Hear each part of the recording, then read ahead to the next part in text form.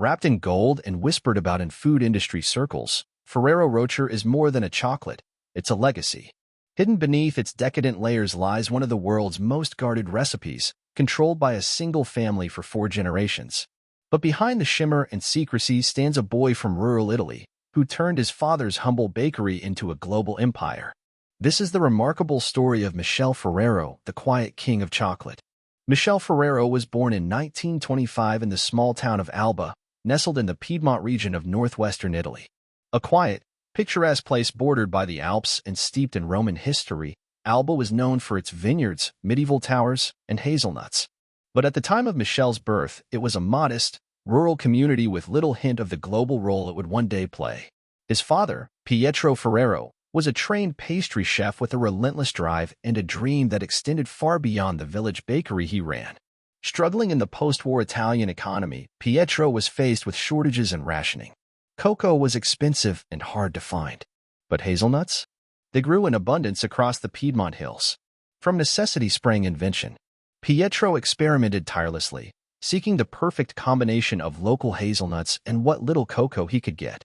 The result was a rich, chocolatey paste inspired by gianduja, a regional specialty. He called his version pasta gianduja, a smooth, nutty spread that could be sliced and served like butter.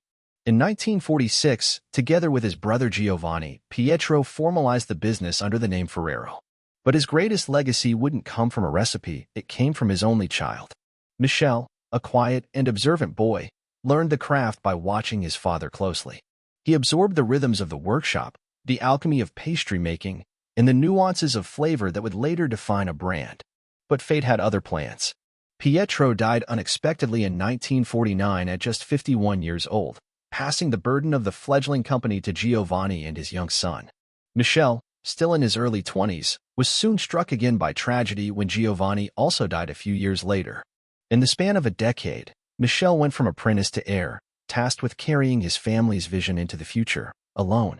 When Michele Ferrero assumed control of the family business, he was barely out of his 20s.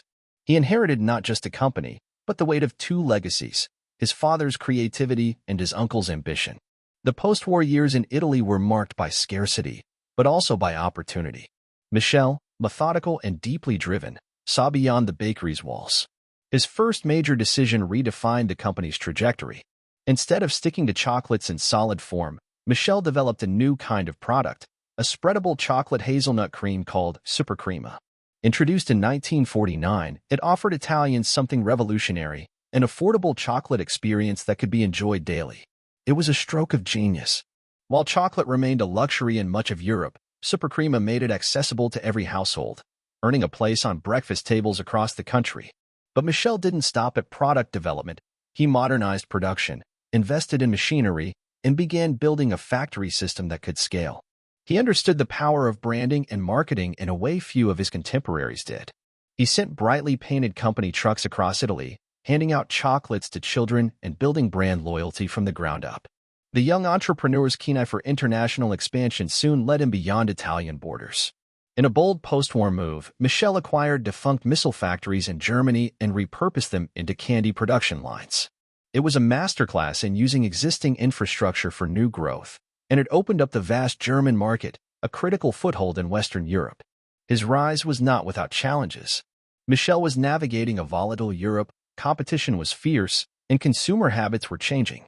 But through it all, he remained obsessed with quality and secrecy, his formulas and methods were closely guarded, and media access was strictly controlled.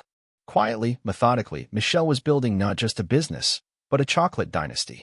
The defining shift in Michele Ferrero's journey wasn't a partnership with another entrepreneur, but a realization, a rebranding that would alter the course of his company forever.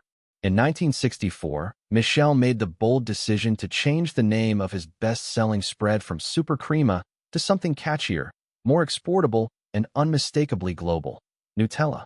This was more than marketing. It marked Michele's transformation from a regional innovator to a global visionary. The name was a blend of English and Italian, the word nut signaling its hazelnut roots, and the suffix ella offering a familiar, food-friendly Italian lilt. It was a product meant not just for Italy, but for the world. But Nutella wasn't simply a rebranded Supercrema. Michele had continued to refine the recipe, adjusting the ratio of ingredients until he hit what he considered perfection, a balance so exact that it remains one of the best-kept secrets in the food industry. Factories producing Nutella are famously closed to media, and the original formula is reportedly locked in a vault, once even translated into Arabic and stored in Egypt. With Nutella, Michele tapped into something far greater than a sweet tooth. He created a new kind of food ritual. Spreadable, affordable, and easily integrated into daily life, Nutella wasn't a luxury, it was comfort. In a post-war Europe yearning for warmth and familiarity, it was a perfect fit. The product exploded in popularity across Europe.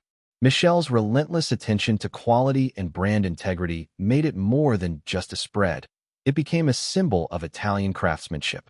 In 1983, Nutella crossed the Atlantic into the United States, marking a major milestone. What began as a bakery's improvisation had become a global cultural icon.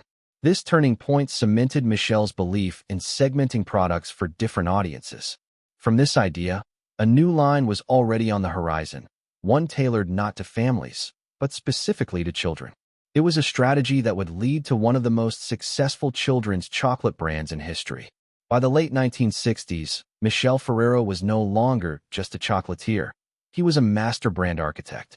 His next major innovation built on the segmentation strategy that had propelled Nutella to international fame. This time, he set his sights squarely on children. In 1968, Ferrero launched Kinder, a name meaning children in German. With manufacturing already thriving in post-war Germany, Michele leveraged both the market's familiarity with the brand and its growing appetite for sweets. Kinder was engineered to appeal to younger consumers, but it didn't pander. The chocolate formula, rich in milk, cocoa, and sugar, was carefully crafted for both taste and nutrition. It was a subtle nod to Ferrero's obsession with balance, taste, and texture. Kinder became a category-defining brand. Its flagship, the Kinder Surprise, combined a hollow chocolate egg with a small toy inside, a stroke of genius that turned every purchase into an experience.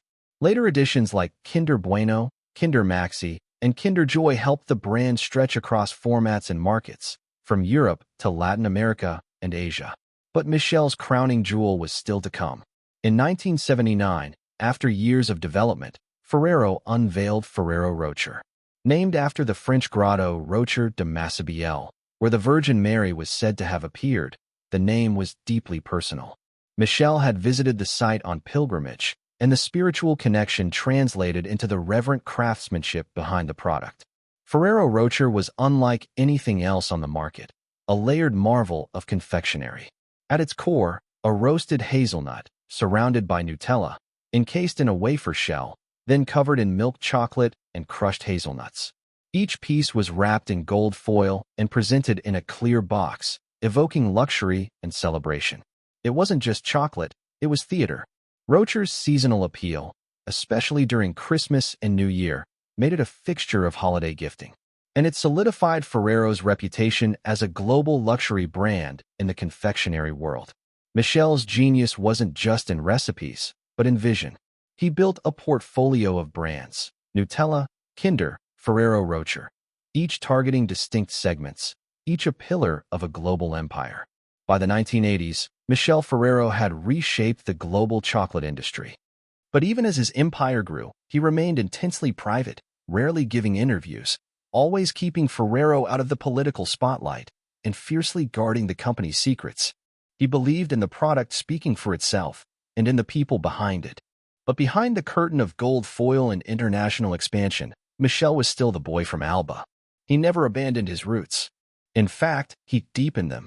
One of his most profound contributions came in the form of the Ferrero Foundation, established in Alba not long after the debut of Ferrero Rocher. More than a corporate social project, it was a reflection of Michele's values, a center with schools, fitness rooms, medical facilities, and workshops reserved for employees with more than 25 years of service. He also expanded local bus lines to draw workers from remote villages, ensuring jobs stayed local and community bonds remained strong.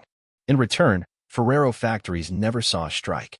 In an industry known for aggressive cost-cutting, Michele built loyalty the old-fashioned way, through respect, consistency, and care.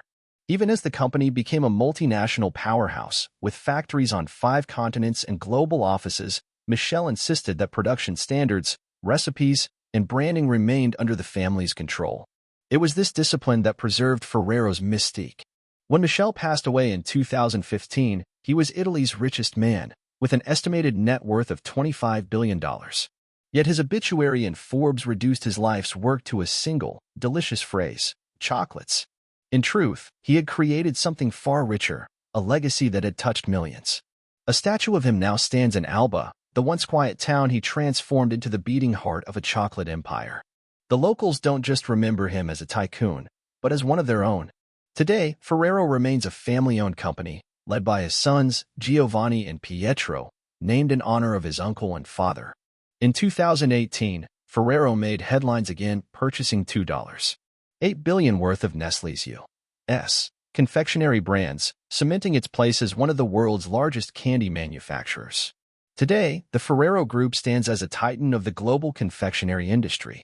With over $11 billion in annual revenue, it operates across more than 170 countries and owns some of the most beloved chocolate brands in the world. Still privately held, Ferrero is led by Michele's son Giovanni, who has maintained the company's trademark secrecy and commitment to quality. Ferrero is now the largest consumer of hazelnuts on the planet, using roughly 25% of global production. From its headquarters in Turin and its spiritual home in Alba, the company continues to expand its reach, both through innovation and acquisition. Its 2018 purchase of Nestlé's U.S. confectionery arm solidified its dominance in a fiercely competitive market.